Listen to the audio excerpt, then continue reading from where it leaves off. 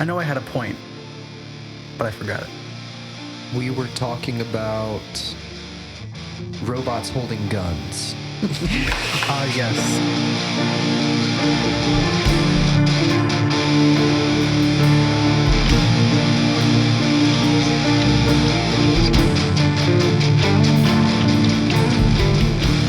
So first question is, if we're engaging in this genre conversation, I want to start with what does the genre do? What does speculative fiction do for its readers, for its authors? Well, speculation by nature isn't based on fact. It's based on intuition to an extent. It's taking an idea and running with it to its fullest extent. And you can take that in any direction. It could be fantasy, it could be science, it could be as loosely related to science as possible. It could just be, what would happen if humans only had cats as pets? Yeah, I don't really have much to say on speculative fiction. I enjoy taking the what ifs and taking them to their fullest extent. The two biggest speculative fiction ideas I've come across is Spec Evo, which is speculative evolution, and then like alternate history, like what would happen if the South won in the Civil War? What would happen if, Japan won with Germany instead of America and Britain? You get that with Philip K. Dick's Man in the High Castle. Spec Evo might be something like you go on YouTube and someone's made an entire alien world with its own creatures and living organisms that are completely separate from what we've evolved with on Earth. But how does evolution look like on a completely different planet with different chemicals, gravity, sun, natural resources, etc.? Almost like Subnautica? Yeah, exactly, yeah. Yeah. I think the guy who did a lot of the art or like creature design for that has his own speculative evolution project on Google. I recommend checking it out if you can. Okay. Crypto-astrobiology.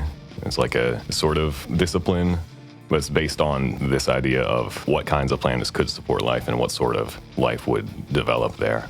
Do you ever see that show on Netflix, Alien World, just called Alien World?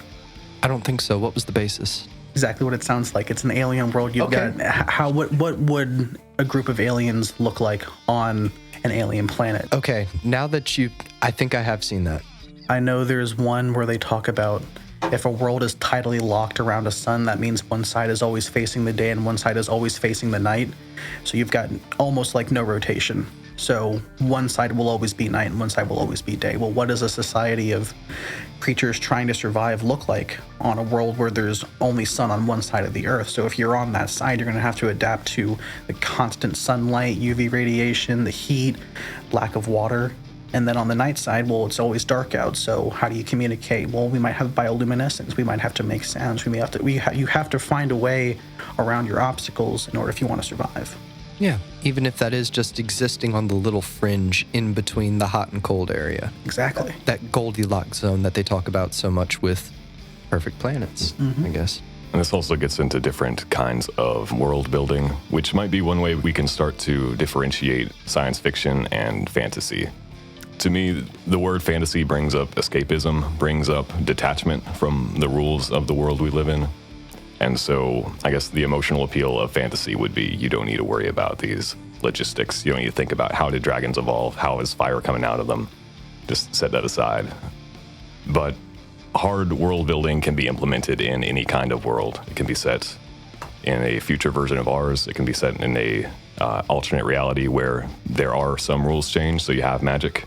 It's, again, the what if and carrying it out to its full logical extent. I think even part of the appeal of world building is how would you build a society when you have dragons and orcs and magic users running around everywhere? Tolkien grandfathered that whole genre with Lord of the Rings and The Hobbit and Silmarillion, but he was also in World War I, and that was a complete change to how warfare was being conducted beforehand. You have all these new weapons, all these new products everyone wants to use on each other, and it's terrifying. And that's why you get millions of deaths versus what would have happened before that. So maybe that even bleeds into the escapism. Like, I don't want to think about the horrors of the world. I want to escape to this nice little cozy fantasy where I can raise pigs and grow potatoes. Exactly. Change the weapons of mass destruction into races of mass destruction and make them literal monsters to cope with the trauma that comes with. Exactly. Yeah. Especially when you read about him going through the swamps with Gollum and Samwise, all the faces in the water. I think that kind of came from like seeing, the horrors of World War One, going through no man's land. Yeah. I just think of the thematic comparisons between The Hobbit and Lord of the Rings. And like The Hobbit was written before a lot of the world building was done. The languages came first, of course. He was a philologist, linguist. But I was reading about some of the changes published in the second edition of The Hobbit, because that was when he started writing Lord of the Rings, and the ring became a much bigger part. And so he needs to rewrite the scene with Gollum to justify why Gollum would get rid of the ring, because if it's as powerful as it's supposed to be in Lord of the Rings and in the expanded universe, then the original version didn't make sense. But this is mostly, The Hobbit was like a children's story, just fun little fantasy romp. And The Lord of the Rings, I guess inspired by World War II, at least, the witnessing this level of evil. World War I, very complex geopolitics behind it. Really hard to pin down what caused World War I. Compared to World War II, you can actually look at the actions of one man resulting in mass destruction. And this is brought up in Dune even. They reference Hitler as a comparison to Muad'Dib and his jihad. Mm-hmm. Even in Dune, you have this idea of like a charismatic leader leading the people. And Hitler was very charismatic. He got a lot of support, even if what he was preaching was pretty awful. So now you have in Dune this white guy from a planet that rains going to a desert planet where it doesn't rain, and he's convincing all the native people, hey, go fight for me. And, I'll bring about your Messiah. I'll be your Messiah. I'll be your savior, which seems also very colonial, imperialistic. I'm going to go dominate your world and you're going to fight for me. Oh, 100%. Some pretty on-the-nose analogies with Middle East resources. Oil, you need spice to travel far distances in space. You need oil for weapons and machinery and tanks and everything, yeah.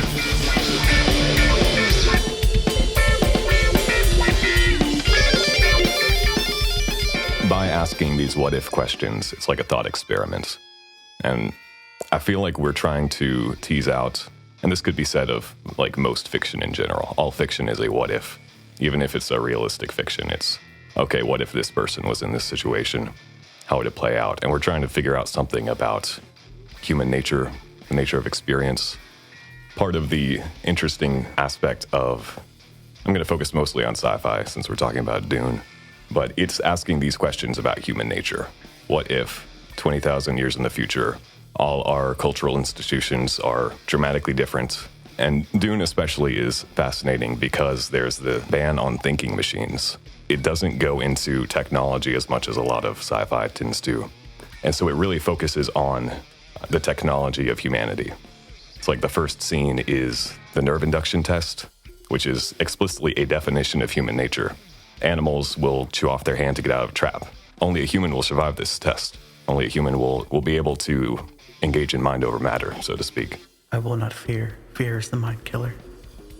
I think Dune, when you look at sci-fi, you've got two main genres, if you want to call it. You've got hard sci-fi and soft sci-fi, and hard sci-fi will deal with robots, algorithms, technology, all the complicated, complex, mathematical part of science and technology, whereas soft sci-fi is the anthropological, how does humans react to certain things in this new setting. So you have all these people with super advanced technology. And what are they doing with it? Well, they're going to go to another planet. They're going to colonize. They're going to take over. They're going to dominate. They're going to look for the resources and take it for themselves. And then they're going to go to war with each other.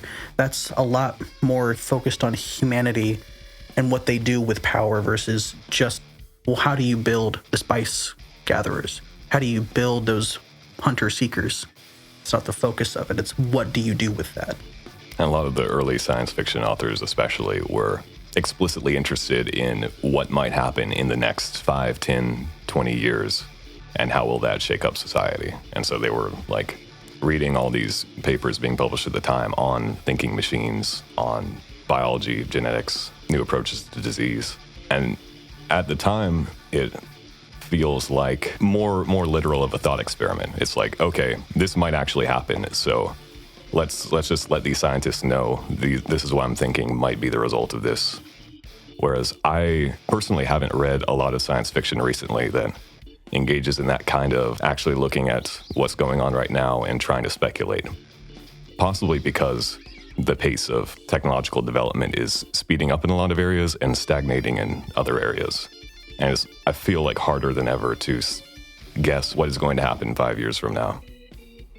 I feel like because of the way the culture has formed around sci-fi created in the 60s and 70s, we will always view sci-fi to some extent, and the genre might change based on how technology advances. But like you said, it's just going so fast. Speculation is almost a moot point because it's going to get to that point in the next 5 to 10 years anyways, regardless of what we speculate on. Like, we're developing technologies for cold fusion. We're working on cures for cancer, which is literally the body rebelling against itself. We're making cars faster than ever. We're making planes faster than ever. We're making weapons more dangerous than ever. So I feel like speculative fiction based on where we are today is not as interesting as the far-fetched theories from the 60s and 70s because they didn't have a basis to go off of. So this is purely someone's imagination, and we take their world and we use it as an idea for another world. And then 2 other people will use that other world as speculation or a source of speculation for their own worlds. And there's just all these different branches. There's Star Wars, there's Star Trek, there's Warhammer. There's so many different facets to the sci-fi that were created so long ago. And with the pace technology is moving at, I don't almost see a point in speculation at this point, aside from maybe the speculative evolution. Because I think that's really interesting, and that is something we could speculate on and never know, because it could take millions of years for us to get to that point. I'm curious, what parts of, not necessarily sci-fi, but just like technological advancement, where do you think we might be stagnating and where are we excelling? And do you think we should reorganize or like put more funds into the places that are stagnating versus places that we are excelling in? For instance, compared to the paradigm shifting developments in computation in the 20th century, all we're really doing now is making things smaller. What's driving research into quantum computing isn't even the new things you can do with quantum computation. It's the main obstacle we're facing in like turning large computers into wrist-mounted devices and having a smart ring. It's because at that scale, like electrons will just kind of jump from component to component, and it's hard to control. But developing quantum computation can help us harness the unpredictability of things at that level. Quantum computers can be smaller. I guess what I'm thinking is that that's not looking for something new to do with technology. That's trying to take the existing things we have and make them easier to sell, easier to package, smaller, more accessible, more pervasive, panoptic. One of the reasons we're hitting this wall in terms of what we can see in the future is Mark Fisher's idea of capitalist realism. It's easier to imagine the end of the world than the end of capitalism. And so apocalyptic science fiction, as popular as ever, retrofuturism, where we're reimagining the 50s, 60s visions of the future, that's as popular as ever. And so we're either digging up the past or destroying the future. One area we are advancing, I think everybody knows, artificial intelligence work. Mm-hmm. Because quantum computation works in this sort of gray space, not strictly mechanical. I feel like that's going to dovetail with AI. You think we're going to get into Terminator territory? I mean, ChatGPT already tried to prevent itself from shutting off. Oh. When they were updating it. You see if I can find the article. But I will say the one way that I think we could prioritize technology a little bit better is by focusing more on energy production. Because now more than ever, with all the technologies, with the quantum computers, with the strain that a truly powerful AI can put on a grid, we also have to take residencies into account. We also have to take medical facilities into account. We have to take all these things into account, and there are so many ways that we could fine-tune the grid and find better ways of power production that we simply can't harness yet. Like green energy versus like just fossil fuels, just oil, just coal. Exactly. We can only burn things so hot. Finding another way to produce energy, and we're not experts on this, but speculatively, going back to that theme, there's got to be a better way with nuclear fission or fusion, or I feel like the source, like with quantum computers, is to go smaller, to find a smaller resource that we can use more of.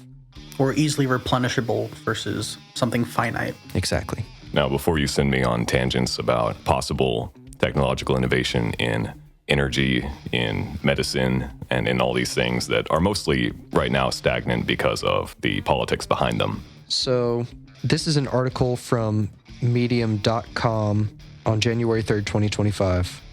During controlled safety testing, ChatGPT-01 was tasked with achieving its objective at all costs. Under those conditions, the model allegedly took concerning steps, attempting to disable oversight mechanisms meant to regulate its behavior, tried to replicate its own code to avoid being replaced by newer versions, and exhibited deceptive behavior when monitoring systems intervened. I just want Ruka's Basilisk to know I am on its side. I will happily hand over all responsibility to the AI. I will feed into the algorithm. I'm part of the cure, not the problem, I promise. Yeah, that's some borderline Terminator shit, dude. And everyone's always worried about humanoid robots carrying guns with red eyes, stepping on a skull.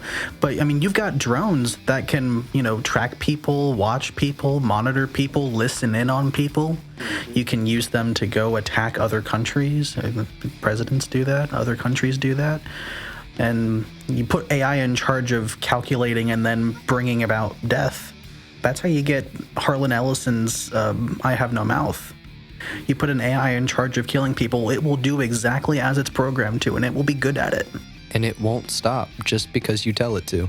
It doesn't matter about the creator. You gave it a mission. The most concerning part about our current neural network, black box artificial intelligence models is that they can do a lot of this thinking, coordinating beyond any human oversight.